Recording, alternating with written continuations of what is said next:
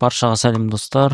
Өткенде сіздер менен кейфрейм, яғни ключевой анимация жайлы сабақ өткен болатынбыз. Қазір сіздер көргеніңіздей анимацияны қалай істеу керектігін мен сіздерге көрсететін боламын. Біз ол жерде маска және ключевой кадрды істететін боламыз. Біз ол үшін міне видеомызды дайындап алдық. Сосын бұл видеоны мен барынша қысқарақ қыламын. Сосын мына жерде екінші видеоны осылай жанына қоямыз.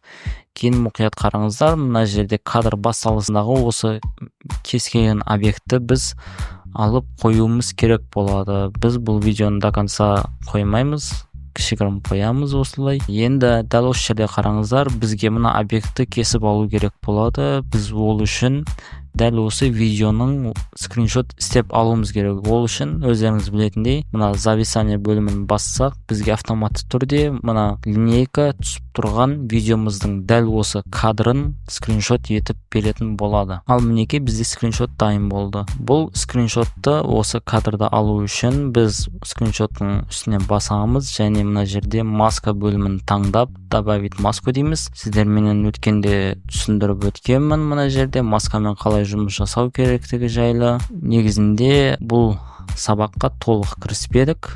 Мінекей мына түрлі осы маскаларды өзіңіз қалағанша пайдалансаңыз болады. Мінекей мысалы бұл жерде әртүрлі масканың түрлері бар. Бізге ең керегі перодан бастаймыз. Яғни бұл осындай бір контур точкалар арқылы осындай маска істейтін инструмент болып саналады. Ал енді біз бұл жерде пероны пайдаланатын болсақ, мынау көріп тұрған объектіні кесіп алуымыз керек болады. Біз ол үшін дәл осындай бұрыштарын анық етіп кесіп алатын боламыз. Өзіміздің объекттің дәл осылай белгілеп аламыз. Және естеріңізден шықпасын, кадрды белгілеп болғаннан кейін объектіні осылайша пероны бір-біріне қосып қоямыз.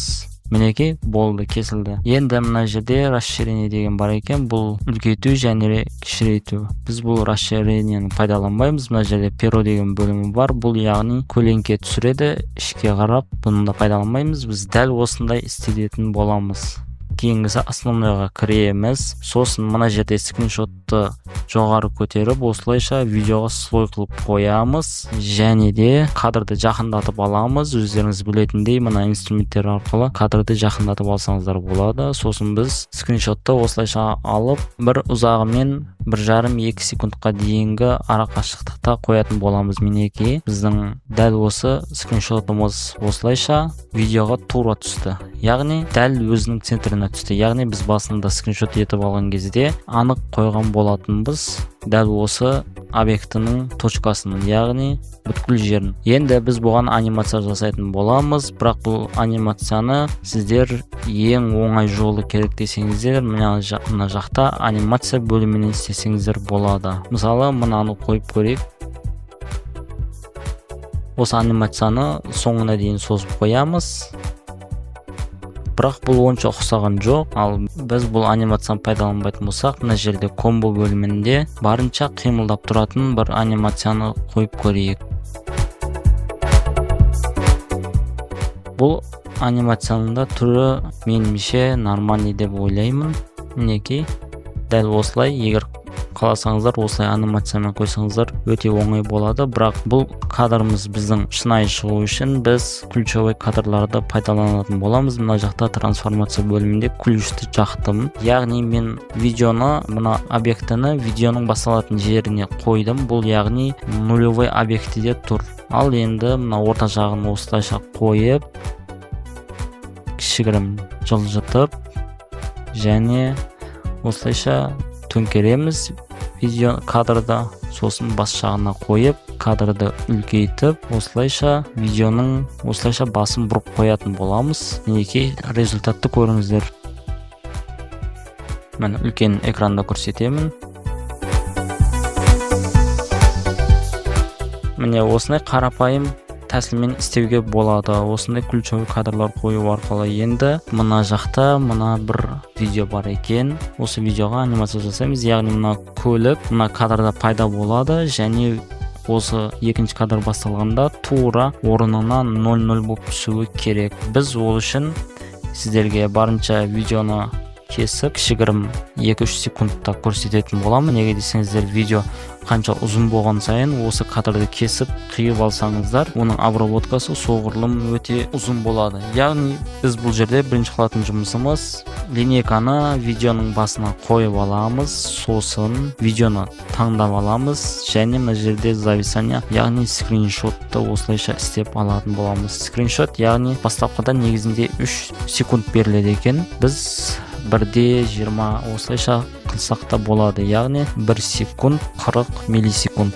Ендігі кезекте біз мына көлікті қиып алуымыз керек. Ол үшін өздеріңіз білетіндей маска бөліміне кіреміз, добавить маску. Енді бұл жерде пероны пайдаланбайтын боламыз. Мына кист деген нәрсе бар екен, яғни инструмент. Осыны пайдаланамыз. Бұл осылайша машинаның контурын осылай сызып шығамыз. Бұл автоматты түрде өзі түсініп алады, яғни искусственный интеллект бұл мына біз белгілеген кадрды өзі автоматты түрде қиып алады. Яғни мына жерде көріп тұрғандарыңыздай бұл искусственный интеллект бүткіл детальды өзі ажыратады. Мысалы мен мына машинаны белгілесем, бұны өзін арнайы қиып беретін болады, бір өзін. Ал мына жерді таңдасам, мына жердің тұрған контурды өзі автоматты түрде қиып беретін болады. Яғни кішкене күте тұрайық.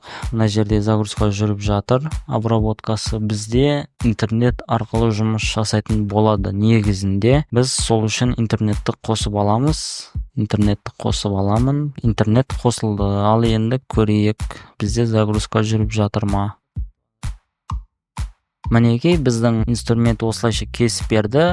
Енді қарап отырсаңыздар, бұл жерде көліктің өзін ғана емес, мына жердегі басқа контурларды кесіп тастапты. Енді мұны туралау үшін мына жерде стереть деген кнопка бар. Бұны баспаңыздар, бұл кнопканы бассаңыздар, бүткіл сіздің кесіп алған кадрыңызды қиып тастайтын болады. Біз мына жерде быстрое стирание басамыз, сосын керек емес кадрды осылайша белгілеп қоямыз. Сол кезде бұл өзі керек емес кадрды кесіп тастайтын болады. Мына жерде кішігірім күте тұрасыздар. Бұл өзі автоматты түрде осы кесіп береді. Енді мінекей кесіп жатыр екен әліге шейін 48% болыпты. 100% болу керек негізінде. Сол кезде 100% болса, бұл барлығы кесілді деген сөз болады. Мінекей бізде машинаны осылайша қиып берді. Енді біз прям тура контурымен қылуға уақытымыз аз, сол үшін сіздерге қысқада нұсқа қылып түсінікті қылып көрсетейін. Дальше өздеріңіз сабақты алып кететін боласыздар, яғни кист осылайша пайдаланып өздеріңіз осылай ручной сызып шықсаңыздар да болады негізі, бірақ сонда да бұл жасанды интеллект өз автоматты түрде осылай кадрды бізге қиып беретін болады.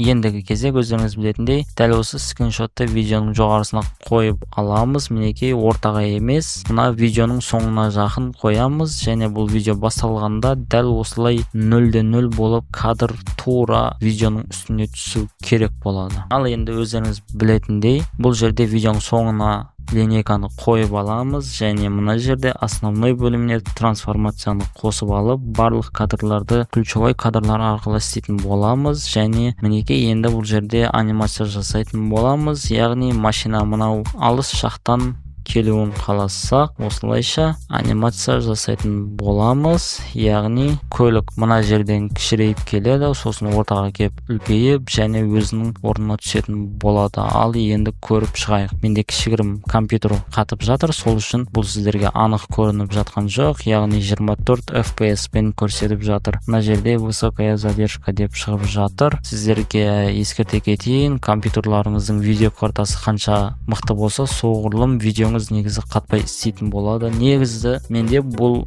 программа негізі менде қатпайды, бірақ қазір қатып жатқан себебі мына жерде мен екі программаны пайдаланып жатырмын, яғни скрин видео, сосын мына жерде микрофонға дыбысымды басып осылайша пайдаланып жатқанның есебімен мынау қатып жатыр. Мінекей кіші экранды көреміз. Дәл осылай анимация жасауға болады. Яғни сіздерге сабақ түсінікті болды деп ойлаймын. Мұқият көрсеңіздер тез түсініп алатын боласыздар. Ал енді кейінгісі мына жерде жазуды осы судың астына жасырып қоятын боламыз. Яғни сіздерге кішігірім көрсететін боламын. Видеоны қиып алдық. примерно видеоны 4-5 секундқа дейін қиып алдық. Ал енді осы жерде қиып алған видеоның көшірмесін істеп аламыз. Осы көшірмені тура тұспа-тұс астындағы видеоға қоятын боламыз. Сосын мына жерде тексті бөліміне кіріп, сіздермен өткен сабақта текст жайлы видео өткен болатынбыз. Дәл осы жерде мен текст жазып алатын боламын. Мінекей, мен текст жазып алдым. Мына жерде менің текстім дайын болды. Ал енді мен осы текстті мына судың астына жасыруым керек. Ол үшін мен бірінші орында текстті алып, екі слойдың ортасына қоямын. Біреулер ойлауы мүмкін, тексті осылай алып, екі слойдың ортасына қоямын дейді, бірақ осылай түспей қалады. Бұл не үшін деп ойласаңыздар, сіздер дәл осы тексті алып, соңына дейін алып барып жатқан жоқсыздар. Яғни мына жерде көріп тұрғандарыңыздай полоса пайда болады, осылай көк сызық. Сол пайда болған кезде қойылады деген сөз. Ол сызық пайда болмай жатып, сіз ол текстті немесе стикерді қоямайтын боласыз. Сол үшін мінекей қойылмай жатыр. Сол үшін осылай ортаға алып келеміз. Сол кезде сызық пайда болады, сол кезде қойып жібереміз. Сол кезде екі слойдың ортасына мына текстіміз қойылатын болады. Ал енді бұл жерде кесу керек болған біздің кадр, яғни жоғарыдағы слойды кесеміз. Яғни жоғарыдағы слойды кессек, мына су осы бөлігі жоқ болса, астыңғы бөлігі қалады деген сөз. Сонда мына слойдың жоғарғы бөлігі жоқ болып, астыңғы бөлігі қалады, ал мына жерде үстіңгі бөлігі мен астыңғы бөлігінде көрсетіп тұрады деген сөз. Жалпы сіздерге түсінікті болды деп ойлаймын. Енді бұл жерде ешқандай скриншот жасамаймыз. Біз неге десеңіздер, видеоның ішінде болып жатқан құбылысқа анимация жасайтын боламыз. Ал енді линейканы слойдың басына қойып аламыз. Слойды таңдаймыз. Мына жерде маска бөліміне кіріп, добавить маску дейміз. Және бұл жерде де кесті пайдаланатын боламыз. Яғни мына бізге суды кесіп алу керек. Осылайша біз суды белгілеп алатын боламыз. Қазір өзі кесіп беретін болады. Мінекей, мен белгілеп алдым. Мына жерде кесу отслеживание дейді, яғни кесу жүріп жатыр. Мына жерде осыны қателік көрген кезде мен дер кезінде осыны туырлап алуым керек болады. 100 болмай тұрып, мына жерде керек емес кадрды осылайша мен кесіп тастаймын. Осылайша белгілеп қойсам, бұл керек емес екен деп түсініп, бұл кадрды басынан обработка жасап алып тастайтын болады. Яғни мына жерде өздеріңіз көргендей, бұл жерде 0-0 қылып аламайсыздар. Бұл жерде 0-0 қылып прям кадрды кесіп алу қиын нәрсе. Сол үшін мен сіздерге кішігірім көрсететін боламын. Егер өздеріңіз қаласаңыздар, ручной кесіп, немесе осылай жасан директордың өзіне тапсырсаңыздар, бұл өзі автоматты түрде осылайша слой, видеоның үстіндегі слойдың осындай керек емес бөлігін кесіп беретін болады. Ал енді бізде видеомыз дайын болды. Яғни мінекей, сіздерге кішігірім лайфхак болды. Яғни текстке біз анимация қойып аламыз. Өткен сабақта сіздерменен бұл анимация жайлы да сабақ өткен болатынбыз. Мен мысалы мына бір анимацияны қойып аламын. Және мен текстті сәл жоғары қоятын боламын. Мінекей, нәтижені көріңіздер.